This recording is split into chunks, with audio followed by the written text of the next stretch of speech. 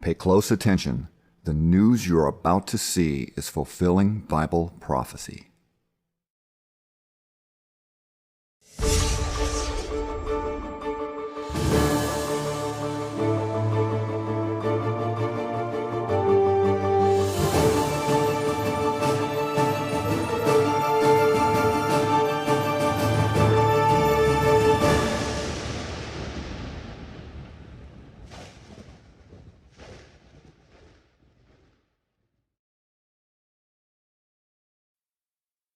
Welcome to another edition of YPN News, bringing you news as it relates to Bible prophecy and foretold by Yeshua Hawkins. Well, we're seeing something kind of distasteful, syphilis, a growing number of cases taking place in the United States, reaching really kind of what those in the medical community are saying is an all-time high. But not just syphilis growing, the U.S. debt is growing too, getting pretty exponentially big. They're looking at by 2035, it being far larger than what it is now at the current rate. And we're going to also talk about the United States and their airstrikes in Iraq and Syria that have left many people dead and injured in retaliation for those 3 soldiers that were killed at that air base in Jordan. Well, first off, the CDC has seen a 74% increase in syphilis between 2017 and 2021. The medicine that is designed to treat the disease is currently in short supply, which has spurred at least 3 dozen health groups to push for increased production of the medicine. The White House said that it is working to fix the supply chain issues. Well, take a look at this next video on a little of the history of syphilis from the 1940s to its infection rates in the 2020s, and what is the cause of this growing trend of the long-standing sexually transmitted disease. Take a look. Syphilis rates are soaring in America, and if you're thinking syphilis, that sounds like a problem from the 1940s, you'd be right. Syphilis is the sniper, the saboteur behind the lines. But it strikes not in the field, not in the camps, but in the towns. That is where syphilis must be fought. That was a public service announcement in 1942.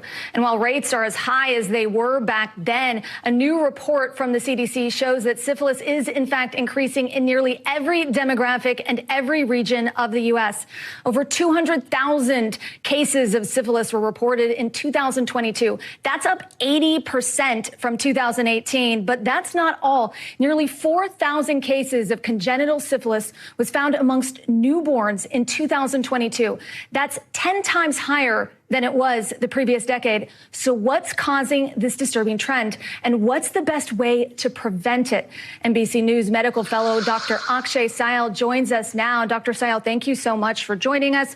What is happening? It doesn't need to be happening, Aaron, and that's kind of what's surprising a lot of people here, right? So we're seeing these rates of syphilis rise like they did many decades ago, and we think there's a few reasons behind this. One is increasing substance use. Things like alcohol and marijuana are linked to more risky sexual behavior, so that may be driving that increase in sexual behavior.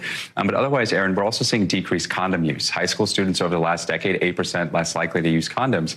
And we're also seeing at the state and local federal level decreased funding for sexual STI clinics, essentially clinics where you go to get tested for these things. And that's important, Aaron, because a lot of these things don't have symptoms.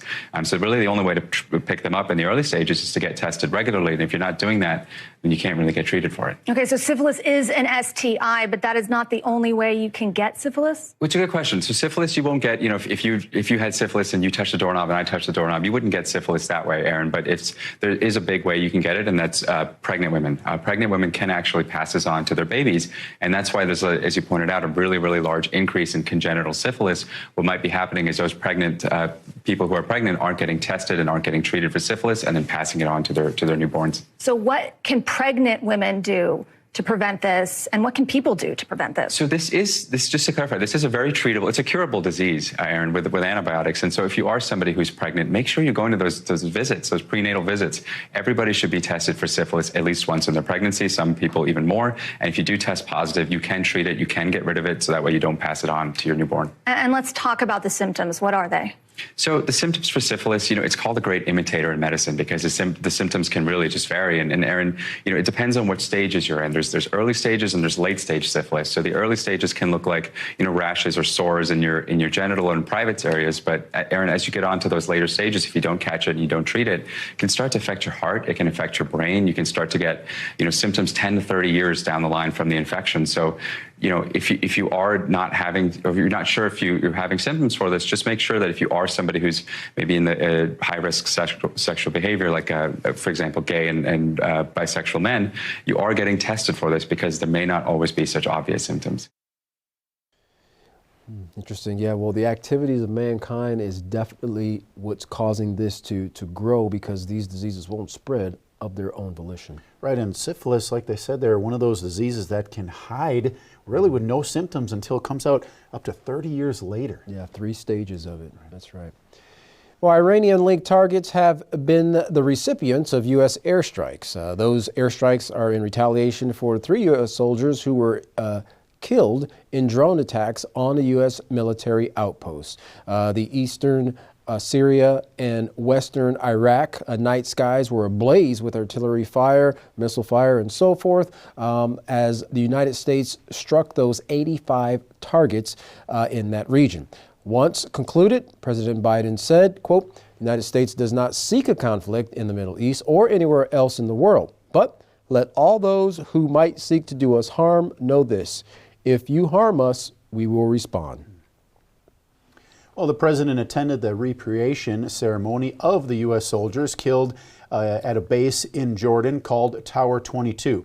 Now, the bodies of the 3 soldiers, Sergeant Breonna Moffett, Sergeant William Rivers, and Sergeant Kennedy Sanders, were received on home soil with honors as U.S. military personnel prepared to retaliate for their deaths.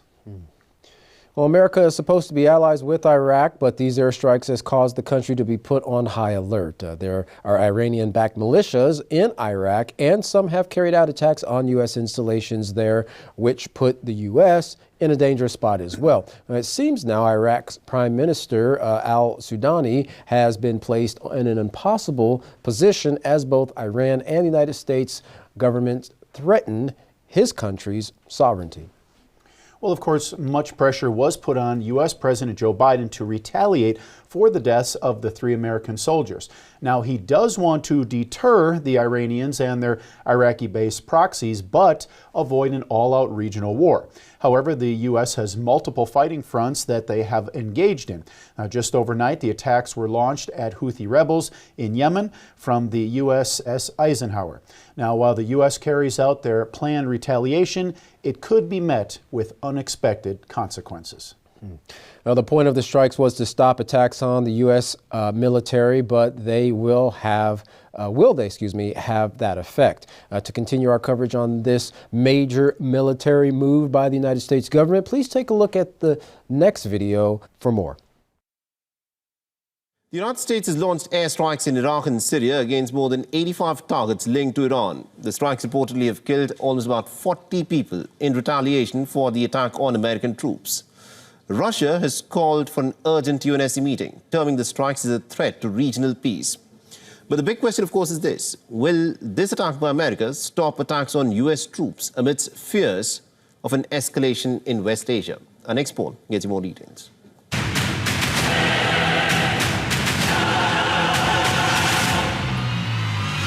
So this is a dangerous moment in the Middle East.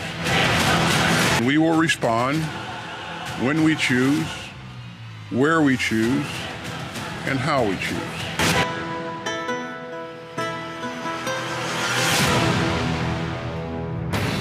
The United States has struck back and hit hard against Iran-linked targets. These are images of long-range B-1 bombers taking off for their mission. The attacks are the first in the much-talked-about multi-tiered response by President Joe Biden's administration to the attack last weekend by Iran-backed militants. The bombers flew from an undisclosed location in the United States to strike its target in West Asia. These bombers can carry about 17,000 kilograms worth of ammunition. According to the White House, U.S. warplanes struck more than 85% targets.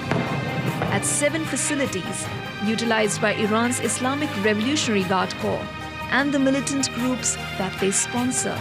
3 of them are in Iraq and 4 in Syria. The Pentagon says the attacks, which lasted 30 minutes, appear to be successful, triggering large secondary explosions as the bombs hit militant weaponry. What is the world's biggest concern right now? Conflicts, arguably. The wars in Ukraine and West Asia, they're causing a lot of instability. But what if I told you that far from these conflict zones, there's a new crisis emerging? A $34 trillion debt bomb growing bigger by the day and causing global anxiety. This debt bomb belongs to the United States of America, the richest country in the world, also the biggest debt holder in the world. And when it explodes, this bomb will cause global devastation. The warning comes from the boss of America's biggest bank. His name is Jamie Dimon. He's the CEO of JP Chase. He says US debt endangers global security. And this debt is humongous. As of today, US borrowing stands at 120% of its GDP. By 2035, this number is set to hit 130%, 130% of America's GDP. That is the level of their debt. And this high level of debt is quite dangerous. Let me quote from what Dimon has said. If you look at that 100% debt to GDP by 2035, I think it's going to be 130%, and it's a hockey stick. That hockey stick does not start yet, but when it starts, markets around the world, there will be a rebellion. What is this hockey stick he's talking about? It's a scenario where high borrowing leads to higher costs, charges to service this debt. And how does it pose a global threat? Again, let me quote. This is about the security of the world. We need a stronger military. We need a stronger America. We need it now. So I put this as a risky thing for all of us. This is risky both for America and its allies and the rest of the world. Many of these allies have bought debt issued by the US government. I'm talking about government bonds. And their exposure is quite high, around $7.6 trillion. That's how much countries around the world have spent. They have bought this debt, $7.6 trillion.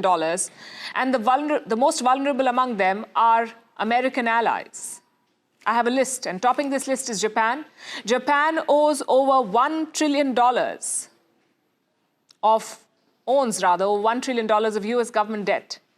The United Kingdom, around $716 billion. Luxembourg, $371 billion. And Canada, $321 billion. And why have so many countries invested in US government debt? Because they thought it's a solid investment. As Joe Biden himself says, we are able to borrow because we always pay our debt. But is that really a guarantee?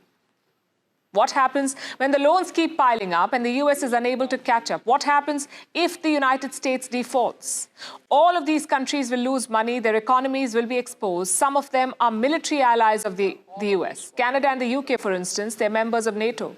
Japan is central to US defense strategy in the East. A default by America will leave all of them weaker, and this is the risk that the JP Morgan chief is referring to. The other big risk, of course, is to the US itself. Such high levels of debt will hurt American defenses. Untamed debt could lead to a budget squeeze. The United States is the world's biggest defense spender. In 2022, it spent over $800 billion on defense. In contrast, the national debt surpassed 100% of the country's GDP, which brings us to the obvious question: how did the US end up with so much debt in the first place? Ironically, one key reason is America's many conflicts. The post-9/11 wars. The United States has spent or sanctioned around $8 trillion on its wars, meaning they've spent $8 trillion on wars in Afghanistan and Iraq and on strengthening America's global security presence. $8 trillion. These wars were financed almost entirely through debt. Since 2001, these loans have ballooned, and the interest keeps piling up. I have some estimates from 2020. Experts say the US borrowed some $2 trillion for its global war on terror. By 2030, interest on these loans would spike to $2 trillion. So the US will have to pay $2 trillion in principal and another $2 trillion in interest. So $4 trillion in all. And what happens if this interest keeps piling on, if they don't pay? By 2050, the interest payment alone would be worth some $6.5 trillion. So America's many wars are burning a hole in the taxpayer's pocket. And yet they haven't tightened their belt. This debt is now the biggest vulnerability of the US, not an external enemy, but its own growing pile of debt. And it should worry the world. Well, while we're on the topic of the escalating violence between the U.S. and countries in the Middle East, it is important to think about what can occur when things get out of hand. Now, today's society has been taught that a nuclear war could break out at any moment, but just what would that mean if an all-out nuclear war was started?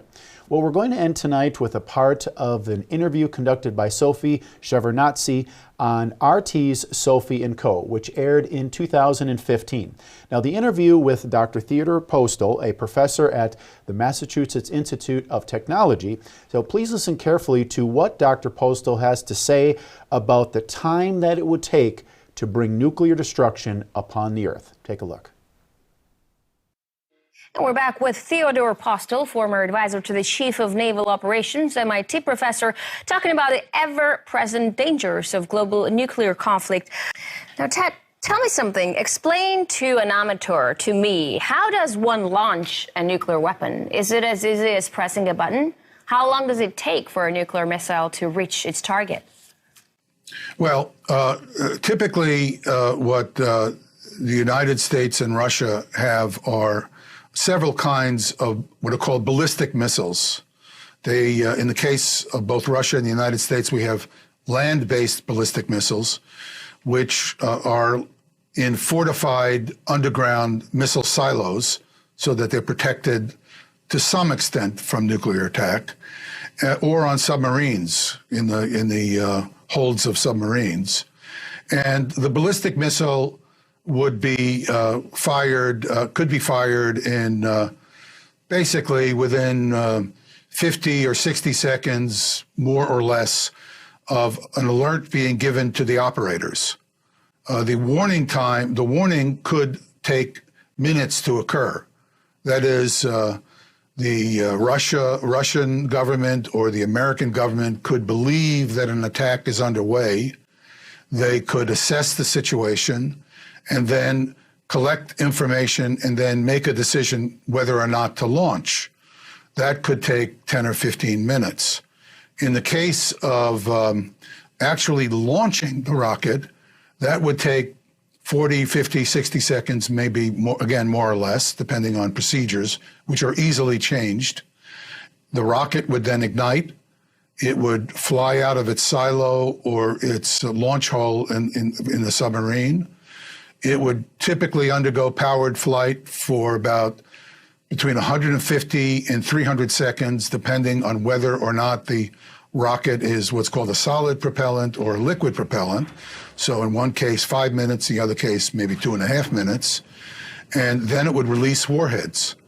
The warheads would float in the near vacuum of space under the influence of gravity and momentum. And in about 20 to 25 or 28 minutes would arrive at their targets, re-enter the atmosphere, and explode. So the world could be basically finished off in anywhere from a half hour to an hour, anywhere from a half hour to an hour upon the arrival of these warheads.